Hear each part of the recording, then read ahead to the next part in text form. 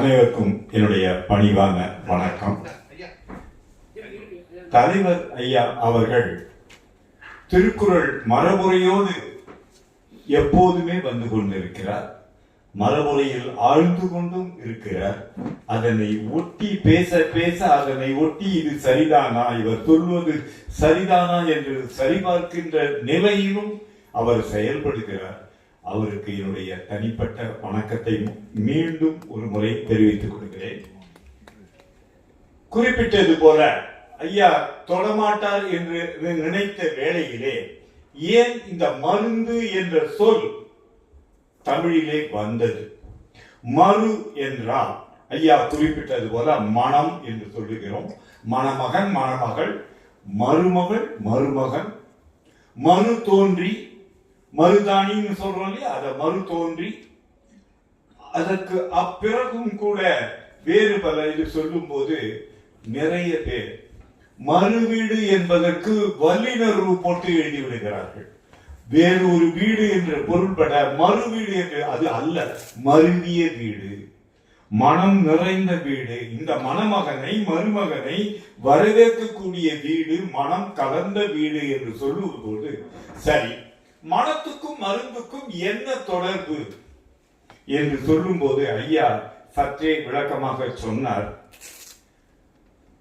அறிவு மருத்துவம் என்று சொல்லக்கூடிய சித்த மருத்துவர்கள் இயற்கையாக வாழ்ந்து கொண்டிருந்த போது நம்முடைய முத்தமிழ் காவலர் தி.ஆ.பெ. விஸ்வநாதன் கூட சொல்லும் போது சமையல் அறையில் இருக்கிறது மருத்துவம் என்று சொல்லும் போது நாம் வெங்காயம், வெள்ளை பூண்டு, சீரகம், மிளகு போன்ற பல பொருட்களை தொடர்ந்து பயன்படுத்தி வரும்போது மனம் தருவதோடு மட்டும் அல்லாமல் ஏதேனும் ஒவ்வொரு வகை நோயையும் குணப்படுத்திக் கொண்டே செயல்படக்கூடிய வகையிலே இருப்பதால் தான் அந்த செயற்பாட்டினை அடிப்படையிலே அதனை மருந்து என்று திருவள்ளுவரும் குறிப்பிட்டிருக்கிறார். இந்த மருந்து என்ற அதிகாரம் ஏனைய அனைத்து அதிகாரங்களைப் போலவும் சிறந்த மாந்தனுக்கு தேவையான ஒரு அறிவுறுத்தும் அதிகாரமாக விளங்குகிறது. ஐயா அவர்கள் கூட, இளவழகன் ஐயா அவர்கள் கூட குறிப்பிட்டார்கள், ஏனைய அதிகாரங்கள் எந்த அளவிற்கு சிறந்தவையாக உள்ளனவோ அதனை போன்றே இந்த அதிகாரமும் சிறந்ததாக உள்ளது. இந்த மருந்து, மறுவிதல் என்று சொல்லும் போது மனம் வீசினால் போதுமா? ஐயாவிடம் ஒரு மருந்து குப்பியை, துணியை காண்பித்தேன். அதனை பிரித்து பார்த்தால் தெரியும். பிரித்து பாருங்கள். மனம் வீசக்கூடிய, நம் வீட்டிலே பயன்படுத்தக்கூடிய ஓமம், கற்பூரம் போன்ற சில பொருட்களுடைய கலவையாக இதனை முகர்ந்தால் கண்டிப்பாக மூச்சு பாதையில் உள்ள அடைப்பினை நீக்கிவிட்டு நம்மை நோயிலிருந்து விடுவிக்கக்கூடிய ஒன்றாக விளங்குவதின் அடிப்படையில் கட்டாயமாக இந்த சித்த மருத்துவம் என்று சொல்லக்கூடிய அறிவு மருத்துவம் நம் இடையே இருந்ததுதான். கால ஓட்டத்திலே பகைவர்களின் வருகையால், எதிரியின் வருகையால் இழந்தோம் நம் மருத்துவத்தை. தற்போது ஒரு காலகட்டத்தில் ஒவ்வொரு காரிக்கிழமையும் சுக்கினை பயன்படுத்துவார்கள், இஞ்சியை பயன்படுத்துவார்கள், பூண்டினை பயன்படுத்துவார்கள், எண்ணெய் தேய்த்து குளிப்பார்கள். அது பொருந்துமா பொருந்தாதா அது வேறு செய்தி. உளுத்தம்பருப்பு சோறு என்று ஒன்று செய்வார்கள். திருநெல்வேலியை சார்ந்தவர்களுக்கு தெரியும், சொதி சோறு என்று செய்வார்கள்.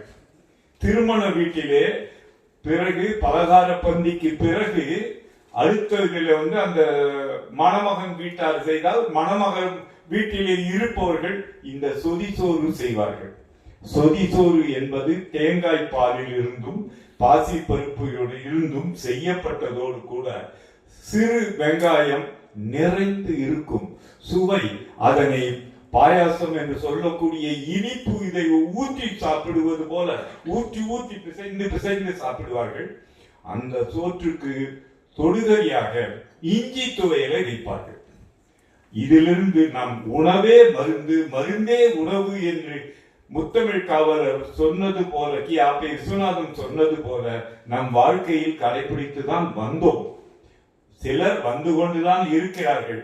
ஆனால் பலர் தடுமாற்றத்தால் தரம் மாறி பல்வேறு உணவுகளை உட்கொள்கின்றனர், தவறான கருத்துகளையும் பரப்புகிறார்.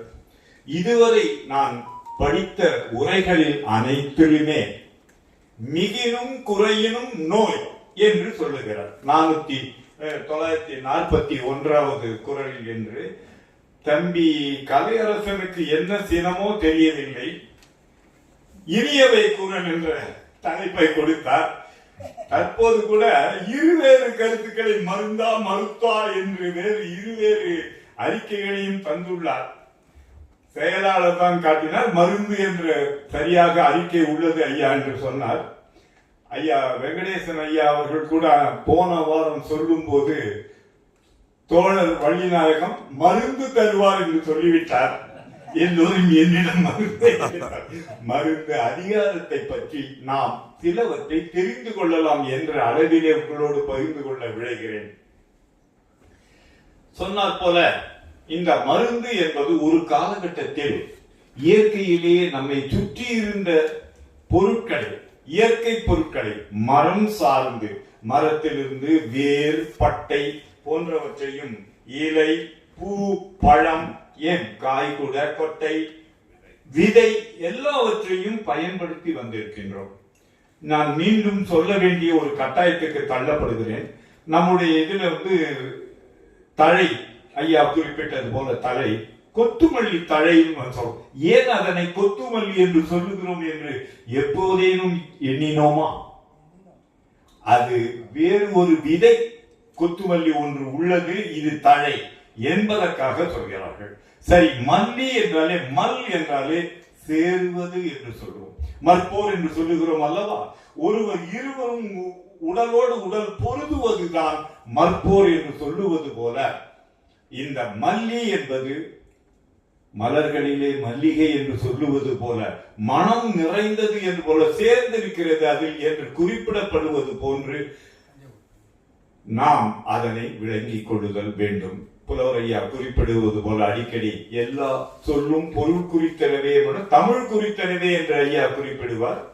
அதனை போன்று இவையெல்லாம் தமிழினுடைய அறிவு செறிவினை நமக்கு வெளிப்படுத்திக் கொண்டே இருக்கின்றன. கல்லை உடைத்தாலும் தொன்மை தெரிய வரும், சொல்லை உடைத்தாலும் தொன்மை தெரியும் என்பது போல தமிழின் சிறப்பு அத்தகு சிறப்பாக உள்ளது. தமிழர்கள் எல்லாம் நெஞ்சு நிமிர்த்தி நாம் சொல்லிக் கொள்ளலாம்.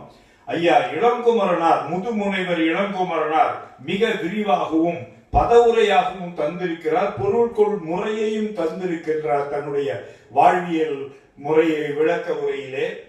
இதனை படிக்க படிக்க சுவையாக உள்ளதும் மட்டும் அல்லாமல் கருத்து செறிவாகவும் இருப்பதும் 2000 ஆண்டுகளுக்கு முன்னரே நம்முடைய திருவள்ளுவர் இத்தகு கருத்தை அவர் ஒரு மருத்துவராக கூட விளங்கி இருப்பாரோ என்று ஐயம் கொள்ளத்தக்க வகையிலே இருக்கு. ஒரு மருத்துவரே 40 குறள்களை சுட்டிக்காட்டி வள்ளுவர் ஒரு மருத்துவர் என்ற ஒரு நூலையும் படைத்திருக்கிறார். வேறொரு மருத்துவர் சங்கம் 4 குறிப்பிட்ட போது மருத்துவ பட்டப்படிப்பு மாணவர்களுக்கு திருக்குறள் பாடமாக வைக்கப்பெறுதல் வேண்டும் என்ற தீர்மானத்தையும் முன்மொழிந்தார். ராஜா அண்ணாமலை மன்றத்திலோ அல்லது இயலிசை நாடகம் என்ற இதுல என்று நினைக்கிறார்.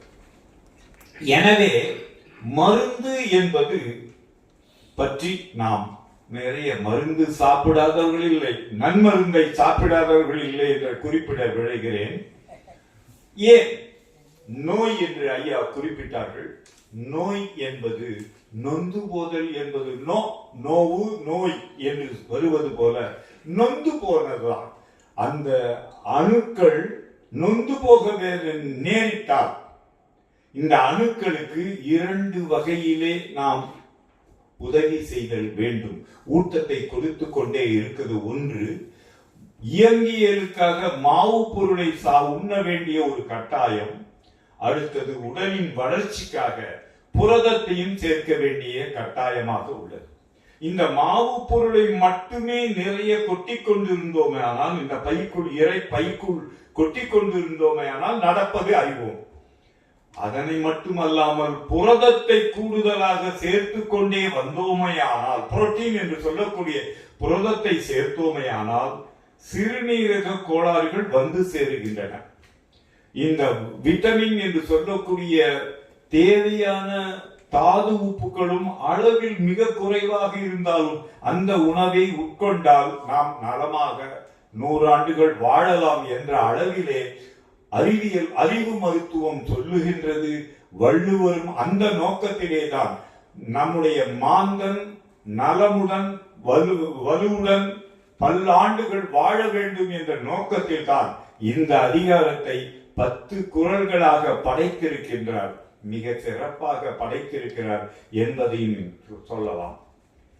இங்கே 941வது குறளிலே மிகினும் குறையினும் நோய் செய்யும் நூலோர் வழி முதலா எண்ணிய 3.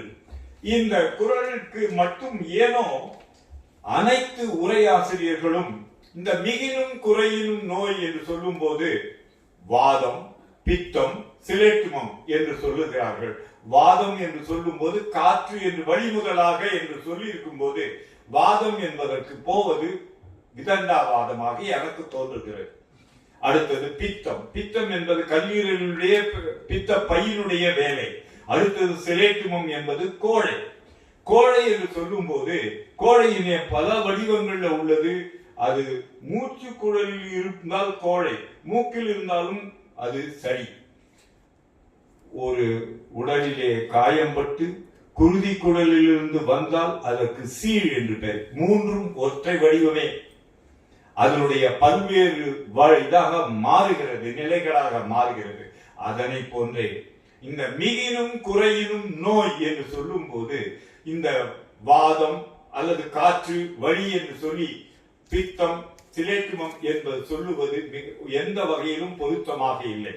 ஏனெனில் மருந்து என்பது நம் உடலுக்கு தேவையான உணவும் உணர்வுக்காகவும் உள் செல்லும் போது அதனை பற்றி தான் வள்ளுவர் இந்த அதிகாரத்தில் பொதிந்து வைத்திருக்கிறார் 10 குறள்களில். அதனை விட்டுவிட்டு இவர்கள் சொல்லும் போது ஊதை என்று சொல்லுகிறார்கள், வாதம் என்று சொல்லுகிறார்கள், பித்தம் என்று சொல்லுகிறார்கள், சிலேட்டுமம் என்று சொல்லுவது வடமொழியிலே சிலேட்டுமம் என்று சொல்லும் போது கோழை. இந்த கோழை தொண்டையிலிருந்து வரும், மூக்கிலிருந்தும் வரும், மூச்சு குழலிலிருந்து வரும். இதெல்லாம் வரும்போது எடுத்தால் கெட்டிப்பட்டால் சளியாக மாறுகிறது. பிறகு குருதியிலே அடிபட்டு இது வரும்போது சீழாக வெளிப்படுகிறது. எல்லாமே வெள்ளை அணுக்களின் இறப்பு தான். வெள்ளை அணுக்கள் இறந்துபட்டால் அது சரியாக கோழையாக அல்லது எச்சில் உமிழும் போது வருவதாகத்தான் இருக்கிறதே ஒழிய எல்லாமும் ஒற்றை வடிவமே. சரி, அப்படி இருப்பின் வழி முதலாக 3 என்று வள்ளுவர் மிக தெளிவாக குறிப்பிட்டிருக்கிறார். அப்படி இருக்கும் போது வேறு ஒன்றும் அல்ல, உணவினுடைய 3 வடிவங்கள் தான். 3 வடிவங்கள். அந்த 3 வடிவங்களுள் முதல் வடிவத்தை முன்னிலைப்படுத்தி உள்ளார் வள்ளுவர் என்பதை மறந்து விடுதல் கூடாது. நாம் நீரின்றி இருக்கலாம், உணவின்றி இருக்கலாம். திண்ம வடிவில் உள்ள உணவு, நீர்ம வடிவில் உள்ள உணவு, காண்ம வடிவ என்று காற்று வடிவில் உள்ள உணவு என்ற 3ஐத்தான் வள்ளுவர் குறிப்பிடுகிறார். இந்த வாதம், பித்தம், சிலேட்டுமம் என்பதெல்லாம் அல்லவே அல்ல. உணவை பற்றி தான் அவர் குறிப்பிடுகிறார். உணவும் நோயும் அதற்கான மருந்தும் தான். உணவால் வருவதுதான் நோயும். நாம் அதைத்தான் அவர் மிகினும் குறையினும் நோயே என்று வள்ளுவர் சொன்னதை தொடர்ந்து வேதாத்திரி மாமுனிவரும் குறிப்பிடுகிறார். அவரும் இதனைத்தான் குறிப்பிடுகிறார். ஏன் அவ்வளவு ஏன் தொல்காப்பியர் குறிப்பிடுவது கூட உண்டி முதலா முந்து வழி என்பதை நம்முடைய தொல்காப்பிய புலவர் ஒப்புக்கொள்வார். நம்முடைய வயிற்று அறையின் மேற்கூரையினுடைய சவ்வு இருப்பதால் தான் நாம் மூச்சு விட்டு கொண்டிருக்கிறோம். அதனால் தான் வழி முதலா என்று சொல்றார் வள்ளுவர். இந்த 3 என்று சொல்லும் போது ஒருபோதும் பித்தம், வாதம், பித்தம், சிலேட்டுமம் என்றெல்லாம் இல்லாமல் திண்ம உணவு, நீர்ம உணவு, காரண உணவு என்ற 3 உணவுகளின் 3 வடிவங்களை பற்றி தான் வள்ளுவர் குறிப்பிடுகிறார் என்பது என்னுடைய கருத்து. எனவே சரி, இந்த 3 உணவு வகைகள் வடிவங்களில் 3 வடிவங்களாக இருந்தாலும் அதிலிருந்து வகைப்பாடு செய்யும் போது ஏற்கனவே குறிப்பிட்ட 3 பொருட்கள் போன்று மாவு பொருள், புரத பொருள், அதற்கு அடுத்ததாக தாது உப்புக்கள் என்று சொல்லக்கூடிய விட்டமின்ஸ் என்று சொல்லக்கூடிய வைட்டல் மினரல்ஸ் என்று சொல்லக்கூடிய உணவுடைய அளவு குறைவாக இருந்தாலும் அதுவும் நம்முடைய உடலினுடைய இயக்கத்திற்கும் வளர்ச்சிக்கும் தேவை என்பதால் இந்த 3 உணவில் கலந்திருத்தல், சரி விகித அளவில் கலந்திருத்தல் வேண்டும். அதுதான் கலப்பு உணவு என்று சொல்லுகின்றோம். எனவே இந்த கலப்பு உணவு இயல்பாக நாம் எடுத்துக்கொண்டு வந்தோமானால் கலப்பு உணவை அளவின்றி எடுத்துக்கொள்ளலாமா? கூடாது. இந்த அளவு ஆளுக்கு ஆள் மாறுபடும், உழைப்புக்கு ஏற்றாற் போல மாறுபடும். தலை உழைப்போ கருவி உழைப்போ கையுழைப்போ என்ற அதற்கு ஏற்றாற் போல் மாறுபடக்கூடியது என்பதால் தான் இந்த உணவு வகையில 3 அடிப்படையில் வடிவங்களின் அடிப்படையில் தான் மிகினும் குறையினும் நோய். மிகுந்ததால் வருகின்ற நோய் நமக்கு நிறையவே உள்ளது. பலரும் அவரவர் வயிற்றை தடவி பார்த்தாலே தெரிந்து கொள்ளலாம். அதற்கு ஒரு வழியும் உண்டு. அதற்கு மருத்துவத்தை கூட சொல்லலாம். ஐயா சின்னப்படக்கூடாது. மருத்துவம், நான் மருத்துவன் அல்ல. இருப்பினும் ஒரு குறிப்பிட்ட அளவிலே இல்லாமல் இருந்தால், உணவினுடைய அளவை குறைத்துக் கொண்டால், இந்த வழிப்பயிற்சி என்று சொல்லக்கூடிய மூச்சு பயிற்சியை செய்தால் கண்டிப்பாக இந்த இரைப்பையினுடைய வீக்கம் அல்லது தொப்பையினுடைய உருவம் இல்லாமல் மறைந்து போகும். அதற்கு வழிமுறைகளை தனியே கேட்டு தெரிந்து கொள்ளலாம். இப்போது கால கழிவினால உடனடியாக அடுத்த குரலுக்கு செல்ல வேண்டிய நிலையிலும் உள்ளோம். இந்த மிகினும் குறையினும் நோய் செய்யும் நூலோர் வழி முதலா எண்ணிய 3. இந்த அளவிலே தொல்காப்பியர் எவ்வளவு அருமையான அறிவியல் கண்டுபிடிப்புகளுக்கு முன்னரே உந்தி முதலா முந்து வழி என்று சொல்கிறார்கள். 16ஆம் நூற்றாண்டில் தான் மனிதன் எப்படி ஏன் மூச்சு விட தொடங்கினான் என்ற மருத்துவ உலகம் கண்டுபிடித்தது. அதற்கு முன்னாடி பல ஆண்டுகளுக்கு முன்னாடி 2000 ஆண்டுகளுக்கு முன்னரே வள்ளுவர் குறிப்பிட்டிருக்கிறார். அதற்கு முன்னரே நம்முடைய தொல்காப்பியர் குறிப்பிட்டுள்ளதையும் நினைத்து பார்த்து பெருமிதம் கொள்ளலாம் தமிழர்கள் அனைவருமே. வழி முதலான் சொல்லிட்டார். இந்த மூச்சு பயிற்சி மட்டும்தான். மூச்சு பயிற்சி உடனே யோகா ஆசனமோ யோகமோ கிடையவே கிடையாது. எல்லோருமே இயல்பாக மூச்சு பயிற்சியை செய்தால் போதும். நாம் மூச்சு பயிற்சியை உள் இழுத்தலையும் வெளி விடுதலையும் பற்றி நினைத்துக் கொண்டிருக்கிறோம். இடையிலே ஒரு 3வது பகுதியாக மூச்சிலே நுரையீரலிலே கொஞ்சம் காற்றினை தங்க வைத்தும் அந்த பயிற்சி உள் அடங்கும் என்பது என் எண்ணம். எனவே மூச்சு பயிற்சியினை முறையாக செய்தால், அவரவர் விருப்பத்திற்கு ஏற்றாற்போல், அவரவர் தேவைக்கு ஏற்றாற்போல் செய்தால் கட்டாயமாக உடல் நலம் மேன்மை உறும். அதில் எல்லளவும் ஐயம் இல்லை என்பதையும் தெரிவித்துக் கொள்கிறேன். மற்றொன்று, வள்ளுவர் குறிப்பிட்டது போல நாம் உண்ணுகின்ற உணவின் அளவு கூடுதல் கூடாது. அவரவருக்கு வேறுபடும். குறையவும் கூடாது. குறைந்தால் சோர்ந்து போவோம். வயதின் காரணமாக, அகவை மூப்பின் காரணமாக வருகிற தள்ளாட்டம் வேறு. ஆனால் இயல்பாக இளமையாக இருக்கும் போது அதனை எல்லாம் விட்டுவிட்டு நாம் அருந்துவதும் பொருந்துவதும் உயிர்களினுடைய தேவையாக இருந்த போதிலும் மனிதனுக்கு தலை என்று ஒன்று, தலைக்குள் ஒரு மூளை என்று வந்ததால், பல்வேறு உணர்வுகளுக்கு ஆட்படுவதால் கூட நோய்கள் வந்து சேர்கின்றன. மனநல மருத்துவர் வந்தபோது கூட உளவியல் சார்ந்து, உணர்வுகள் சார்ந்து பலவற்றால் நாம் தாக்கப்படுகிறோம், தொடர்ந்து தாக்கப்படுகிறோம்.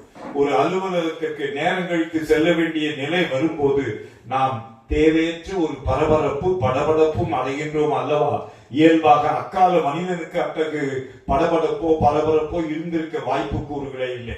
எனவே அவற்றையெல்லாம் சீர் செய்து கொள்வதற்கு நாம் எண்ணி பார்த்தால் சரியாக செய்து கொள்ளலாம். மிகினும் குறையினும் நோய் செய்யும் நூலோர் வழி முதலா எண்ணிய 3. இதிலே எந்த ஐயமும் இருக்க வாய்ப்பு கூறுகள் இல்லை. அளவு என்பது அவரவர் அளவுதான். அகவைக்கு ஏற்ற, பருவத்திற்கு ஏற்ற, காலத்திற்கு ஏற்ற அளவினை அவரவர் விரும்பியவர்கள் தேவைக்கு ஏற்ப மேற்கொள்ளலாம். கூடுதலாக இருப்பின் கருதினால் அவரவர் குறைத்துக் கொள்ளலாம். நீரிழிவு நோய்க்கு முதற் காரணமாகவும் முழு முதற் காரணமாகவும் அமைது அது கழி பேர் இறையன் சொல்லக்கூடிய அளவிற்கு நாம் இளமையாக இருக்கும் போது வளமாக இருக்கின்றோம் என்று எண்ணிக்கொண்டு நாம் உணவினுடைய அளவை மிகுத்துக் கொண்டே போவதால் மட்டுமே நம்முடைய உடல் நலம் கெடுகிறது. அதனை நான் நன்கு அறிவேன் என்ற அடிப்படையிலே, அகவை மூத்தவன் என்ற அடிப்படையிலே உங்களோடு பகிர்ந்து கொள்கிறேன் தோழர்களே.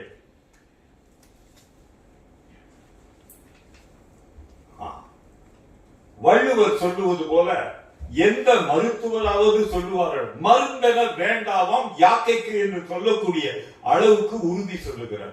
இது என்னடா இது, மருந்து என வேண்டாவாம் யாக்கைக்கு என்று திருவள்ளுவர் சொல்லுகிறாரே என்று வேண்டால் எப்போது ஒரு சிறு பயிற்சி தான், ஒரு ஈடு செய்தல், இணக்கமாக நடத்தல் என்றார். அருந்தியது அற்றது போற்றி உணை. ஒவ்வொரு சொல்லையும் எழுத்து எண்ணி படித்தால் அதனுடைய கருத்தினை நாம் உள்வாங்கிக் கொண்டோமே ஆனால் இந்த மருந்து என்ற அதிகாரம் அனைவருக்குமே பயன்பெறத்தக்கதுதான். அதில் சற்றும் ஐயமில்லை. மருந்தென வேண்டாவாம் யாக்கைக்கு என்று முதலிலே சொல்லி முடித்தார். அது எப்போது மருந்து வேண்டாம்னா ஏன் மருந்து அதிகாரத்தை அவர் எழுதியிருக்காரு என்ற வினா ஒன்று வரும் அல்லவா? மருந்து என வேண்டாவாம் யாக்கைக்கு அருந்தியது அற்றது போற்றி உணை. இந்த அற்றது என்பதை பற்றியும் எண்ணி பார்க்க வேண்டும்.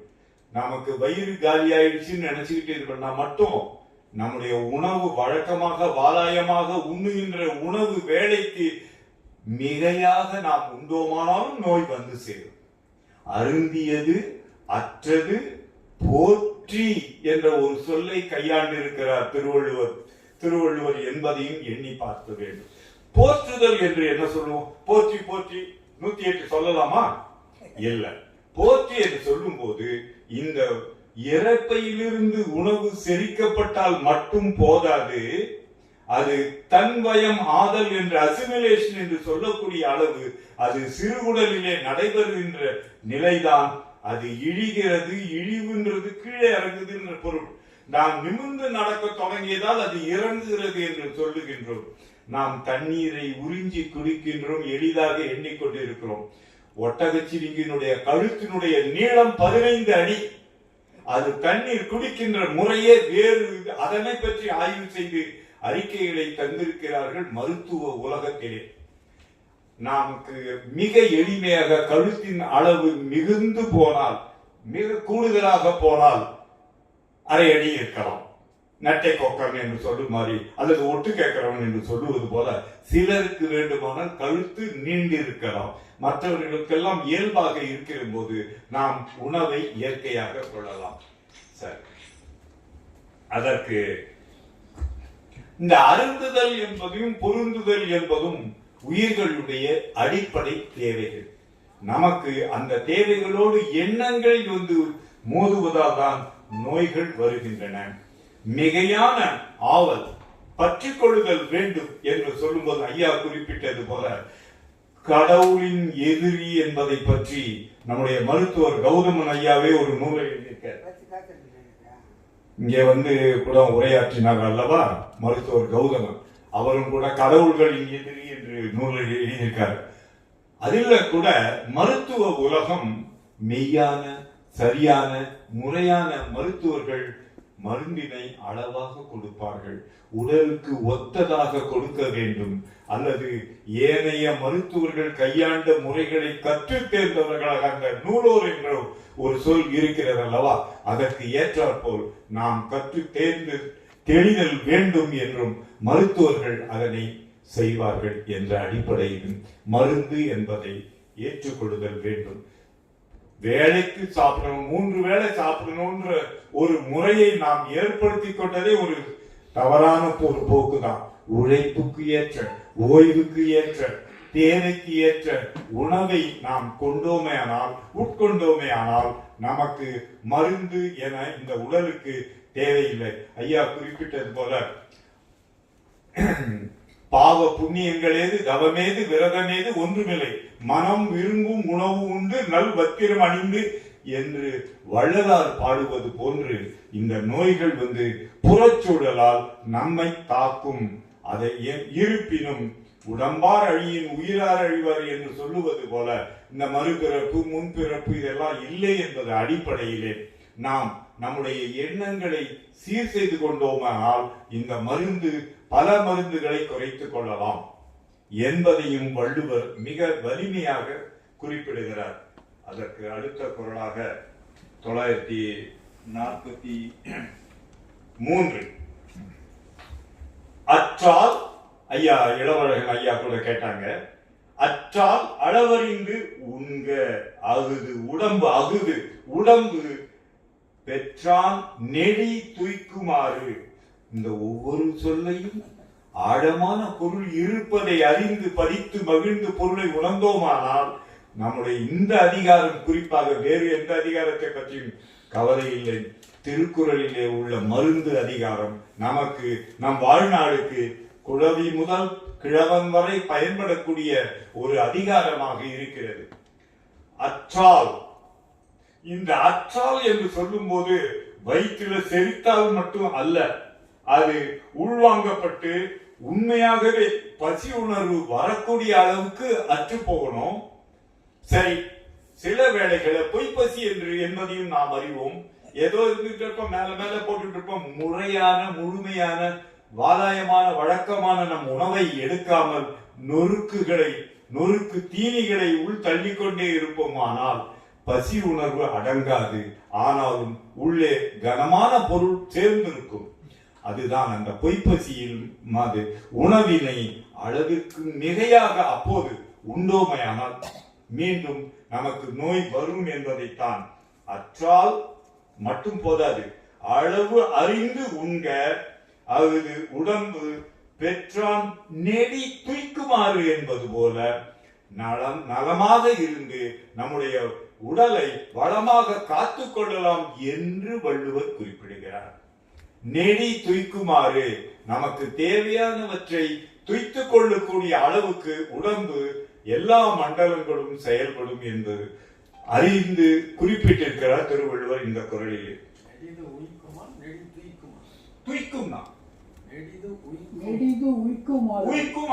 உயர்தல் என்ற குறிப்பிடுவது போல நெடிது உய்க்குமாறுன்னு சொல்லலாம். உயர்த்திக் கொள்வதற்கு, வளர்ச்சி பெறுவதற்கு, எலும்பு தேய்மானம், நரம்பு தேய்மானம் இல்லாமல் இந்த தேய்மானத்தை குறைத்துக் கொண்டு உயர்தல் என்பது பொருளும் சொல்லலாம். நெடி துய்க்குமாறு, நெடிது உய்க்குமாறுன்னு பிரித்துக் கொள்ளலாம்.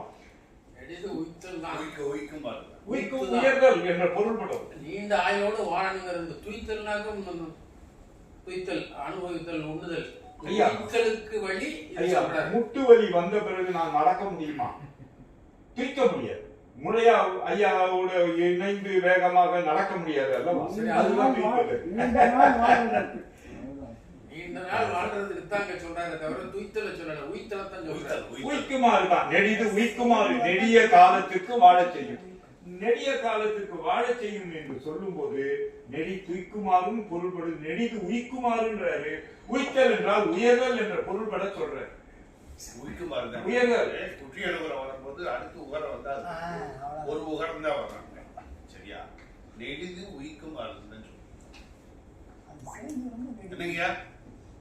நெடிது உய்க்குமாறு தான் சரி. சரி சரிங்கய்யா. நெடிது துய்க்குமாறுன்னு வராது. சரி, அடுத்தது 944வது குறள். அற்றது அறிந்து கடைபிடித்து மாறு அல்ல துய்க்க, மாறு அல்லது உய்க்க, மாறு அல்லது துய்க்க, மாறு அல்லது உய்க்க, மாறு அல்லது உய்க்க துவர பசித்து. நம்முடைய திருவள்ளுவர் பெருமகனார் சொற்களை கையாளும் போது தோரம் என்றால் யாருக்கு தெரியுமா? அவியல் தெரியும், பொரியல் தெரியும், வறுவல் தெரியும். தோரம் தெரியுமா? திருநெல்வேலிக்காரங்களுக்கு தான் தோரம்னா தெரியும். கொத்தவரங்காய் துவரம்னு சொல்லுவாங்க. துவரம் பருப்பு இல்ல. இந்த கொத்தவரங்காய சமைச்சா அதுக்கு பேரு துவரம் வைக்கணும்னு சொல்லுவாங்க. இங்க வேற்று மொழியில சொல்ல போனா உசிலி. திருமண வீடுகளிலே பரிமாறுவார்கள்.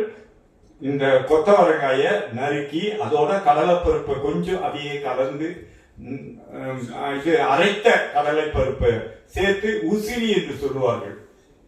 திருநெல்வேலியில உள்ள சொல்லும் போது கொத்தவரங்காய் துவரம்னு சொல்லுவாங்க. அது துவட்டுதல், தலை துவட்டுதல் என்று சொல்லும் போது துவரம் என்று சொல்லும் போது அதில் உள்ள ஈரப்பதம் கொஞ்சம் நீங்கிட்டு அதை செய்தா அதுக்கு பேரு துவரம். அவியல் வேறு, பொரியல் வேறு, கூட்டு வேறு என்பது போல துவரம் என்ற சொல்லையும் நாம் இழந்து நிற்கின்றோம். அற்றது அறிந்து, அறிந்தால் மட்டும் போதாது, கடைபிடிக்கணும்ன்றாரு. அற்றது அறிந்து கடைபிடித்து, சரி, முற்ற பசித்தலின் என்பதற்கு தான் துவர பசித்தலின். அதான் துவர பசித்தல் அந்த சொல். துவரம்னா என்னன்றது பொருள் அதுதான். துவரம் இதுல வந்து கொத்தவரங்காய துவரம் சொல்லுவாங்க. அந்த பொரியல் போல இங்க எல்லோரும் அந்த அதையும் பொரியல் சொல்லிடுறாங்க. கொத்தவரங்காய் பொரியல்ன்றாங்க. அது பொரியல் வேறு, இது வேறு, துவரம் வேறு. அந்த ஈரம் லேசா வதக்கிட்டு சொல்றோம் இல்லையா, அதை வதக்கிட்டு நீக்கிட்டாங்கன்னா துவரம் சொல்லிடுவாங்க. முன் உண்ட உணவு செரித்ததை அறிந்தால் மட்டும் போதாது, அற்றது அறிந்து கடைபிடித்துன்னு சொல்லுகிறாரே திருவள்ளுவர். என்ன என்ன கடைபிடித்து அதை முழுமையாக முறையாக எப்போதுமே தொடர்ந்து கடைபிடித்தல் என்ற முறையை வைத்துக் கொண்டோமானால் நமக்கு நோய் இல்லை என்று சொல்லுகின்றார். அற்றது அறிந்தால் மட்டும். எப்படி அறிவது? பசி வந்துடுச்சு, பசி வேலை வந்தது வேறு, பசி வருவது வேறு, ஆளுக்கு ஆள் மாறுபடும். பசி வேலை என்பதும் பசி நேரம் என்பதும் பசி காலம் என்பதும் ஆளுக்கு ஆள் மாறுபடும். ஒருவருக்கே அவர் உழைப்புக்கு ஏற்றால் மாறுபடும், பருவத்திற்கு ஏற்றால் போல மாறுபடும், உடற்பருவத்திற்கு ஏற்றால் போல மாறுபடும். காலம் என்று சொல்லக்கூடிய பருவ காலத்துக்கு ஏற்றால் போலும் மாறுபடக்கூடியது என்பதால் தான் அற்றது அறிந்து கடைபிடித்து மாறு அல்லது உய்க்க துவர பசித்து. நாம் மாறு அல்லது அல்லது ஈர்கட்டு போச்சாங்க. மாறல்ல துய்க்க சொல்லுவாங்க. இந்த துவர பசித்து என்பதற்கு நான் அறிந்த வகையினால் அந்த கருத்தினை உங்களோடு பகிர்ந்து கொண்டேன். ஐயா குறிப்பிட்டது போல இந்த மாறு அல்ல, மாறு என்பது நம்முடைய முத்தமிழறிஞர் கலைஞர் சொல்லும் போது மாறுபாடு வேறுபாடு என்பதை பற்றியெல்லாம் பெரிய விரிவுரையை, எண்ணெயும் தண்ணீரும் கலந்தால் அது வேறு வேறு, தண்ணீரும் வேறு ஒரு நீர்மமும் கலந்து ஒன்று நீரும் பாலும் என்று சொன்னால் அதை மாறுபாடு என்று சொல்லுவது போன்று இந்த மாறு அல்ல துய்க்க துவர பசித்து, துய்க்க துவர பசித்து. ஏன் துய்க்கணும்? நம்முடைய குருதி மண்டலமும் நரம்பு மண்டலமும் மூச்சு மண்டலமும் எல்லா நரம்பு மண்டலமும் இணைந்து யாக்கையாக உள்ள நிலையில இயங்கு நிலைக்கு அதனை உயர்த்தி செல்வதற்கு, இயங்க வைத்துக் கொண்டே இருப்பதற்கு என்ற பொருள்பட மாறு அல்ல துய்க்க, துய்ப்பது. அப்போதுதான் பசி உணர்வு இருக்கும், உறக்கம் வேலைக்கு வரும். உறக்கமே வரலங்க. அடுத்தது உடலில் தேங்கிய கழிவுகள் அகற்றப்படாமல் இருப்பதும் தொல்லை தரும் என்பதால் மருத்துவர் நேரே ஒரு சென்றவுடனே அதனைத்தான் கேட்பார். கழிவு அகற்றம். கழிவு என்பது உடலில் உள்ள கழிவு அகற்றப்படுவது போலவே எண்ணத்திலே தீய எண்ணங்கள் இருந்தாலும் அதனையும் அகற்றிக் கொண்டால்தான் அங்கே ஒரு பள்ளம் விழாமல், அங்கே ஒரு அரிப்பு ஏற்படாமல், மீண்டும் மீண்டும் அந்த எண்ணம் தோன்றிக் கொண்டே இல்லாமல் இருக்க வாய்ப்பு கூறுகளை நாம் கடைபிடிக்க வேண்டும்.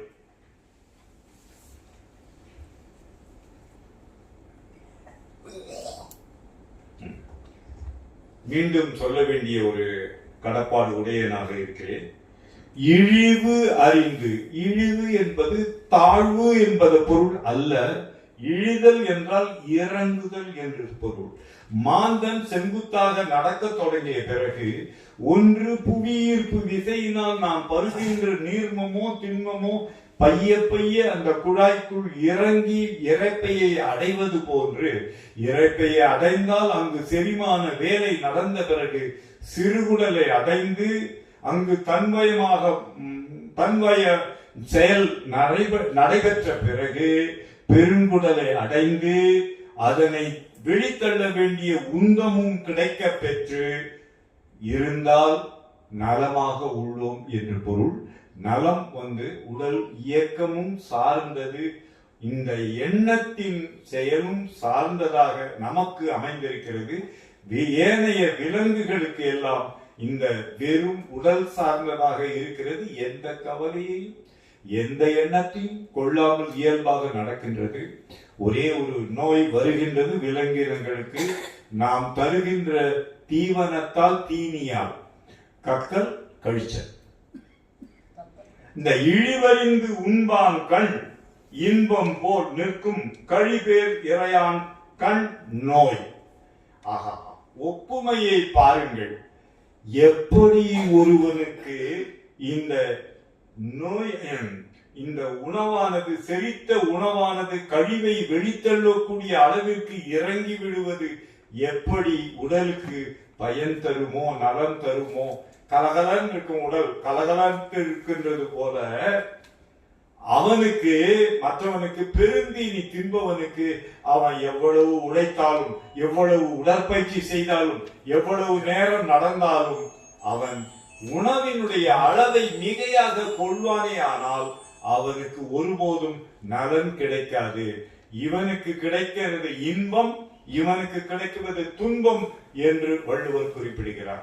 எனவேதான் நாம் வெறுமன செரித்ததை மட்டும் அறிந்து கொள்ளாமல் அது இறங்கி விட்டதா, கழிந்து விட்டதா, கழிவை நீக்கம், கழிவு நீக்கம் என்பதும் இந்த உடல் இயக்கத்தின் பெரும் வேலை.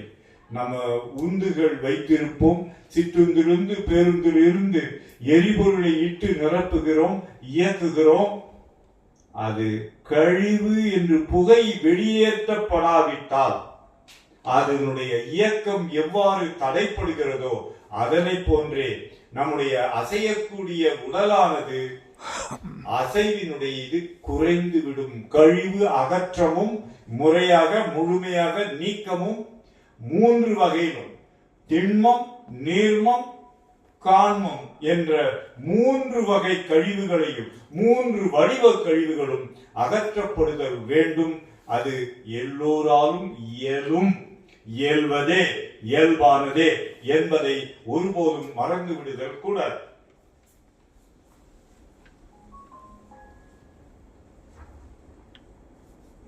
அடுத்ததாக இது இங்கு ஒரு புதிய சொல், தீ அளவின்றி என்று குறிப்பிடுகிறார். என்ன ஒரு தீ அளவு என்று சொல்லும் போது, ஒருவன் ஒரு திருமண விருந்திற்கு சென்றான், உண்டான், என்னப்பா இவ்வளவு தடுமாறுற, ஒரு அக்காலகட்டத்தில் சொல்வார், ஒரு வைக்கோல உள்ள விட்டேன்னா உள்ள உடம்புல தேவையற்றத கூடுதலா சேர்ந்ததை வயிற்றுக்குள்ள சேர்ந்தது வாந்தியா எடுத்துடலாம், கக்கிடலாம் அப்படின்னு. அது நீ வேறப்பா, அந்த வைக்கோல விடுவதற்கு இடம் இருந்ததுன்னா இன்னொரு வடை சாப்பிட்டுப்பேனேன்னு. அதை போன்று நாம் நம்முடைய உடம்பை நாம் தான் கெடுத்துக் கொள்கிறோம். நேற்றோ இன்றோ என்று அறியாமல் நாம் கெடுத்துக் கொண்டே இருக்கிறோம். கண் விழிப்பு கூட நமக்கு நோயினை பெற்றுத்தரக்கூடிய ஒரு வழிமுறைதான், வேறு வழியும் இல்லை நமக்கு. இப்போ இக்காலகட்டத்தில் தீ அளவு இன்றி தெரியான் பெரிது உண்ணின் நோய் அளவின்றி படும். இந்த தீ அளவு என்பது மீமிகை என்று சொல்லலாம். அது கட்டாயமாக அவன் உடலுக்குள் ஒட்டாது. மாபெரும் உண்மை யானை தீனி என்று சொல்லுகின்றோம் அல்லவா? யானை உண்பதை காட்டிலும் அதனுடைய செரிமான விரைவு, செரிமான தன்மை, செரிமான ஆற்றல் மிக குறைவு ஒப்பீட்டளவில் ஏனைய விலங்குகளை காட்டிலும். அதனால்தான் அதனுடைய கழிவினுடைய அளவு மிகுந்து இருக்கிறது. உண்ணுகின்ற அளவு மிகுந்து இருப்பது போலவே கழிவினுடையதும் உண்டு.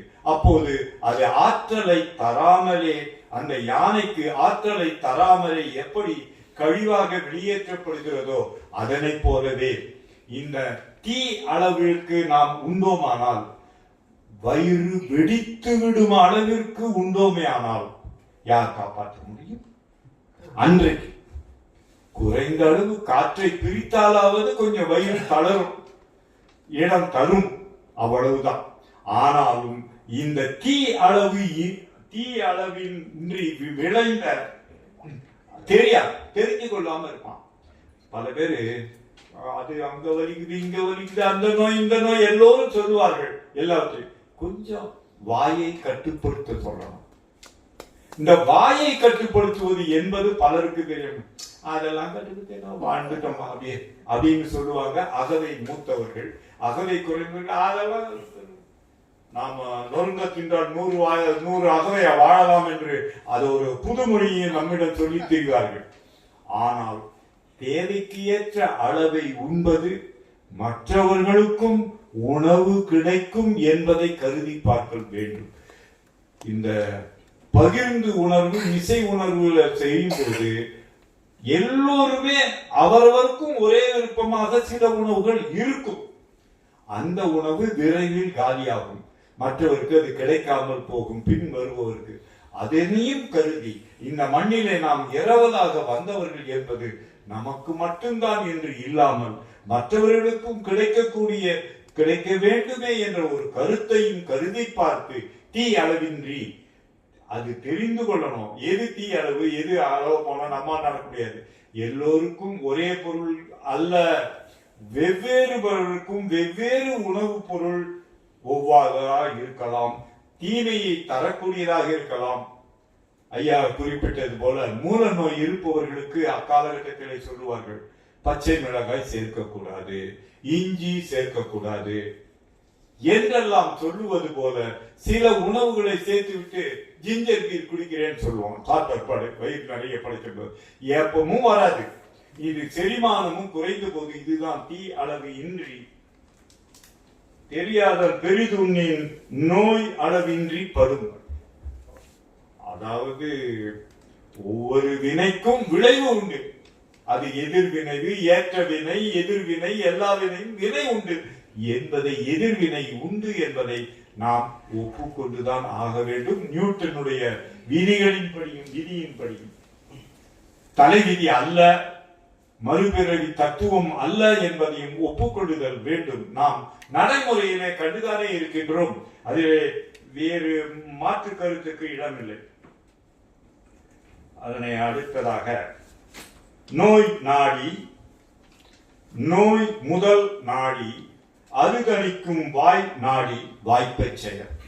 ஐயா, நாம் அளவுக்கு மீறி குழம்பி, தேநீர், சர்க்கரை, வடிகட்டிய குழம்பினுடைய சாறு இவற்றையெல்லாம் தனித்தனியே ஒவ்வொருவரும் பலமுறை உண்பதால், பலமுறை அருந்துவதால் நமக்கு கேடு விளைகிறது என்று அறிந்தும் அதனை நாம் தொடர்கிறோம். எனவே இந்த நோய்க்கு காரணம் இது என அறிந்து கொண்டோமானால் அதுதான் நோய் நாடி. இந்த பலரும் விளக்கம் சொல்லக்கூடும், இது மருந்து அதிகாரத்துக்கு மட்டும் பொருந்தாது, மற்றவற்றுக்கெல்லாம் பொருத்தி பார்ப்பாங்க. என்னை பொறுத்த மட்டில் இது மருந்து அதிகாரத்திற்கு மட்டுமே பொருந்தக்கூடியது. நோய் நாடி என்று சொல்லும் போது இந்த நோய் வருவதற்கு அவரவருக்கு காரணம் தெரியும். நேற்று இரவு நீரிழிவு நோயாளி சர்க்கரையின் மீது பற்று வைத்தால் என்ன ஆகும்? அப்போ அதனால நேற்று அளவு அல்லது இரவு அதிக நேரம் கண் விழிச்சல் என்று சொல்லும் போது கண் எரிச்சலுக்கும் கண் நோவுக்கும் வேறு காரணங்களை தேடி அலையாமல் அதனை நோய் நாடி என்று நாடுவது என்று சொல்லும் போது அதனை அவரவர் விளங்கிக் கொள்வார்கள். நோய் நாடி, நோய் முதல் நாடி. சரி, இது ஒவ்வொரு முறையும் நமக்கு இது வந்து கொண்டிருக்க இதுதான் காரணமாக இருக்கும்னா அது முதலை தேடணும் அப்படிங்கிற மாதிரி நோய் முதல் நாடி, நோயை பார்த்து நாடி பார்க்கிறாங்க. நாடி என்பது நாடி பார்ப்பது என்று அக்காலகட்டத்திலே அறிவு மருத்துவம் சொல்லுவது போன்று இப்போது ஒருவருக்கும் இந்த நாடி பார்க்க தெரியாது, சும்மா ஏமாற்றுகிறார்கள். மருத்துவருக்கே சில வேளைகளில், ஆங்கில மருத்துவருக்கே சில வேளைகளில் நெஞ்சிலே வைத்து பார்ப்ப, தொட்டு பார்க்க அவருக்கே கண்டுபிடிக்க தெரியாது என்றதெல்லாம் கதை கதையாக சொல்லுவார்கள். நோய் நாடி, நோய் முதல் நாடி, சரி, ரெண்டும் தெரிந்து கொண்டோம். ஏப்பா அடிக்கடி வந்து கொண்டே இருக்கு. ஆனா ஒரு பக்கம் குழம்பியும் தேநீரையும் குடித்து கொண்டே இருப்போம். சில பேர் பால் சேர்க்காம குடிப்பாங்க, சில பேர் வெறுமனை வெந்நீர் இருக்கிற அளவுக்கு ரொம்ப லைட்டா இருக்குங்க, அதை நான் குடிச்சா ஒன்றும் அப்படின்னு குடிப்பாங்க. சில பேர் தம் டீன்னு குடிப்பாங்க. ஒவ்வொருவரும் ஒவ்வொரு வகையில இது பண்ணும்போது அதனை நாடி அதை எப்படி தணித்துக் கொள்ளுவது, தன்மையாக்குவது என்று தணிக்கும் போது குறைத்துக் கொள்ளுவது என்பதை முதலில் சொல்லுகிறார். நீக்குவது, போக்குவது என்பதையும் அடுத்ததாக செய்ய வேண்டியது. சரி, இது எந்தெந்த வழியிலா? இது ஒண்ணுதானா? வேறு பல வழிகளில் நம்மை அணுகுகிறதா, அண்டுகிறதா, சேர்கிறதா என்பதையும் அதனையும் பார்த்தல் வேண்டும். அதனை வாய்ப்பு செய்ய இதெல்லாம் தெரிந்து கொண்டால் மட்டும் போதாது, அதற்கான எதிர்வினையை ஆற்றினால் மட்டுமே நமக்கு நோய் நீங்கும். அவரவர் அறிவர். அவரவருக்கு எங்கே வலிக்கிறது என்பதை அவரவர் தான் அறிவார். எவ்வளவு சொற்களால் விளக்கி சொன்னாலும் மற்றவருக்கு அது புரிய வைக்க முடியாது. ஏனெனில் மருத்துவரிடம் சொல்லும் போது பலர் சொல்ல நினைத்து சொல்வார்கள், ஆனால் சென்ற பிறகு அவற்றை எல்லாம் மறந்துவிட்டு வேறு பலவற்றை சொல்லிவிட்டு வந்து விடுவார்கள். அதெல்லாம் சொல்ல மறந்துவிட்டேன். அடுத்தது, உற்றான் அளவும் பிணி அளவும் காலம் கற்றான் கருதி செயல். இந்த குரல்ல கூட நோய் உற்றவன், நோய் உற்றான், அது எந்த அளவில் இருக்கு, எத்தனை நாளுக்கு நீடிச்சிருக்கு என்று சொல்லும் போதும் எவ்வளவு கடுமையாக இருக்கிறதோ அது அளவு. உற்றான் அளவும், அதற்கு அடுத்தாற்போல பிணி அளவும். இந்த நோயினுடைய என்ன நோய்? எப்போது தலைவலி வந்ததுன்னா உடனே ஒரு மருத்துவரை அணுகி அந்த தலைவலிக்கு ஒரு ஊசி போட சொல்லி அல்லது மாத்திரையை தர சொல்லி சொல்லுவதை விட அந்த தலைவலிக்கு உறக்கம் தீர்வாக அமையுமா, ஓய்வு தீர்வாக அமையுமா, உணவு தீர்வாக அமையுமா என்பதையெல்லாம் எண்ணி பார்த்து அவரவரே கைப்பக்குவம் என்று சொல்லுவது போன்று சில கை மருந்துகளையும் கைப்பக்குவங்களையும் அல்லது மாற்று வழிகளையும் எண்ணி பார்த்து தீர்வினை பெறலாம் என்றுதான் பிணி அளவும் சொல்லும். பிணி அளவு எப்படி கடுமையா இருக்கும், மண்டை உடையுதுன்னுவாங்க. எங்க மண்டை உடையுது? மண்டை தான் இருக்குது, மண்டை உடையல. உடைந்து என்ன சுக்குநூறாக மாறி போச்சு. பலர் சொல்லுவார்கள், தலைவலியை பற்றி சொல்லும் போது இதனை குறிப்பிடுவார்கள். பிணி அளவு. இந்த காலமும் என்பது சொல்லும் போது எவ்வளவு காலம் இந்த நோய் அல்லது பிணி இவரை பீடித்திருக்கிறது என்பதை பொறுத்தும் அதற்கான தீர்வு, அதற்கான மருந்து, அதற்கான உரிய மருத்துவரை அணுக வேண்டும். தற்போது நம்முடைய உடலினுடைய பல்வேறு உறுப்புகளும் ஒன்றோடு ஒன்று தொடர்புடையன மட்டும் அல்லாமல் பல்வேறு வகை மருத்துவர்கள் வந்துவிட்டதால் அதற்கான அந்த உறுப்பிற்கான அதற்கான காரணத்திற்கு தீர்வுகளை தரக்கூடிய மருத்துவரை அணுக வேண்டிய காலகட்டத்தில் உள்ளோம். ஆனாலும் 2000 ஆண்டுகளுக்கு முன்னர் சொல்லிய அதே வழிமுறை நமக்கு கை கொடுக்கிறது என்பதையும் மறந்துவிடல் ஆகாது. காலமும் காலத்துக்கு ஏற்ற போல எவ்வளவு காலம் இந்த நோயால் நாம் துன்புறுகிறோம் என்பதை பொறுத்தும் அதற்கு மருந்து ஏற்றுக்கொள்ளுதல் வேண்டும். கற்றான் கருதி செயல். கற்றான் என்று இப்போ மருத்துவ பணி மட்டும்தான் அனைவரும் செய்வோம் என்பது அக்பர் கதையிலிருந்து நாம் தெரிந்து கொள்வோம். அக்பர் சொன்னாரு, இந்த எந்த பணியை எல்லோரும் செய்கிறார்கள் என்றால் மருத்துவ பணியை தான் எல்லோரும் செய்கிறார்கள் என்று அக்பருடைய அவையிலே அமைச்சர் குறிப்பிட்டதாக சொல்லுவார்கள். அதனை மெய்ப்பிக்க அடுத்த நாள் மெய்ப்பிப்பதாகவும் ஒரு கதை உண்டு. நான் கூட ஐயா எனக்கு கடுமையான கை வலியாக இருக்கிறது என்று சொல்லிவிட்டோமானால் ஆளுக்கு ஒரு மருத்துவம் சொல்லுவார்கள். அது சரியாகவும் இருக்கலாம், பிழையாகவும் இருக்கலாம். நாம் நம்முடைய வலியும் நம்முடைய இதையும் முறையான அதான் கற்றான் என்று சொல்லும் போது அதனை மருத்துவத்தை கற்றிருக்கிறார்.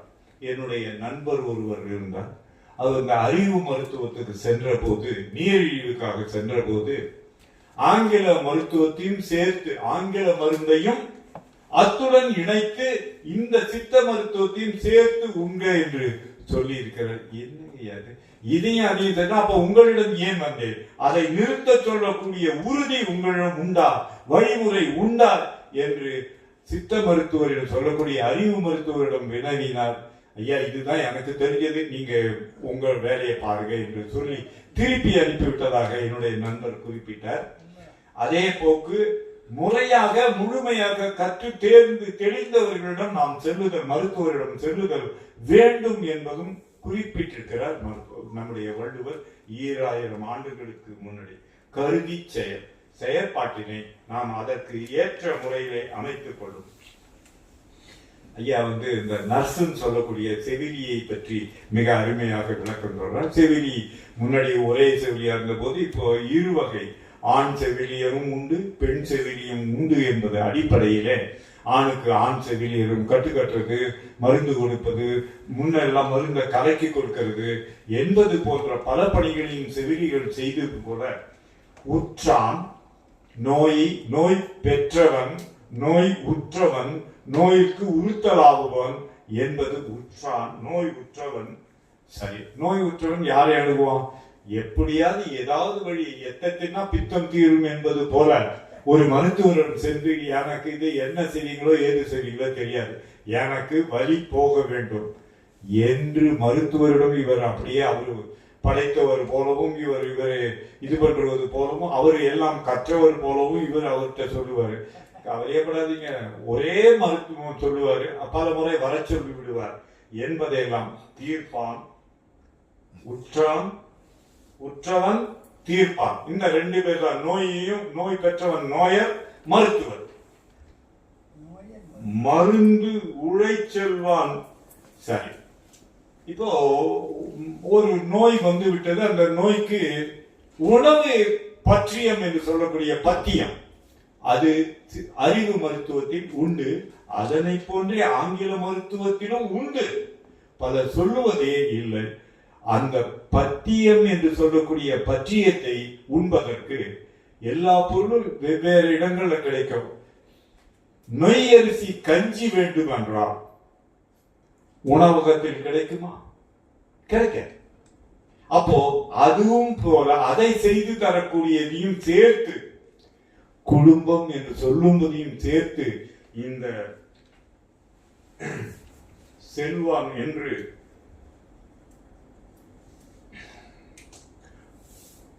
உரப்பால் 4 கூறுகள் 4 என்று சொல்லுகிறார். ஒற்றை கூற்றினை மட்டும் மருந்து மட்டும் குணமாக்கி விடாது, மருந்த வேளைக்கு சாப்பிடுதல் வேண்டும். இவர் மறதிக்கு பேர் போனவராயிருந்தா ஒரே மருந்த 2 முறை சாப்பிடுவாரு, ஒரு மருந்த சாப்பிடாம இருந்து கொள்வார். அப்போது துணையாகவும் இணையாகவும் உதவியாகவும் தொண்டாகவும் செய்யக்கூடியவதையும் கருதி பார்த்துதான் அவருக்கு நோய் குணமாகக்கூடிய கால இடைவெளியை கணக்கிட முடியும் என்பதை வள்ளுவர் குறிப்பிடுகிறார். 4 கூறுகள் உள்ளன. ஒற்றை கூற்றை மட்டும் நம்பி மருத்துவரை மட்டும் நம்பியிருந்தார். மருத்துவர் சொன்னதெல்லாம் கேட்டுக்கணும். பல் மருத்துவர் பல்லப்படி ஒரு 2வது ஆட்டத்துக்கு காட்சிக்கு திரைப்பட காட்சிக்கு சென்று மீண்டால் என்ன ஆகும் என்பதையும் அதனை அறிவுறுத்தக்கூடிய கடைபிடிக்க வேண்டிய முறையையும் எண்ணி பார்க்க வேண்டும். எனவே இந்த மருந்து என்ற அதிகாரம் 6 அறிவு படைத்த மாந்தன் அனைவருக்கும் தேவையாகவே உள்ளது. இந்த மருந்திலே புதுவகை மருந்து, ஒரு புதுவகை துறை என்று ஒன்று உண்டாகி, அதுதான் மன நலம் மருத்துவம் என்று சொல்லுவது போல, உளநல மருத்துவம், உளவியல் மருத்துவம் என்று சொல்லுவது போல சிக்மைண்ட் ஃப்ராய்டினுடைய கண்டுபிடிப்புக்கு பிறகு வெறுமனுடைய உடலினுடைய மண்டலங்களில் உள்ள உறுப்புகளுக்கு மட்டும் மருந்து இல்லை, பிழையாக எண்ணக்கூடிய illusion, delusion, deluge என்று சொல்லக்கூடிய அளவில் hallucination என்று சொல்லக்கூடிய மனப்பிறழ்வுகள், எண்ண பிறழ்வுகள், ஒன்றை வேறொன்றாக கருதி செயற்படக்கூடிய எண்ண பிறழ்வுகளுக்கும் மருந்துகள் தந்து குணமாக்கலாம் என்ற கண்டுபிடிப்புகளுக்கு பின்னர் உடல், எண்ணம், உணர்வு, ஒத்த உணர்வுல இருந்தால் அடுத்தவர் எது சொன்னாலும் கேட்க மாட்டார். இவர் பிடிவாதமாக இருப்பார். நான் சொன்னதுதான் இதுதான் என்று சொல்லக்கூடிய அளவு எண்ணத்தை வளர்த்து கொண்டோமே ஆனால் நாம் ஒருபோதும் நலமுடன் வாழ முடியாது. அதைத்தான் மற்றவர்களோடு ஒத்து வாழ்தல் என்றும் குறிப்பிட்டது. இந்த கால புது துறையினுடைய வரவினால் பல்வேறு மருந்துகள் வந்துள்ளன. மருந்துகள் அளவோடு, மருந்தினையும் அளவோடு உட்கொண்டால், மருத்துவர் அறிவுறுத்துகிறபடி உண்டால் நாம் நலம் பெறலாம், வளம் பெறலாம், வளமுடன் வாழலாம், வளத்துடன் வாழலாம் என்று சொல்லி இந்த வாய்ப்பு நன்றிமைக்கு நன்றி பாராட்டி விடைபெறுகிறேன். நன்றி.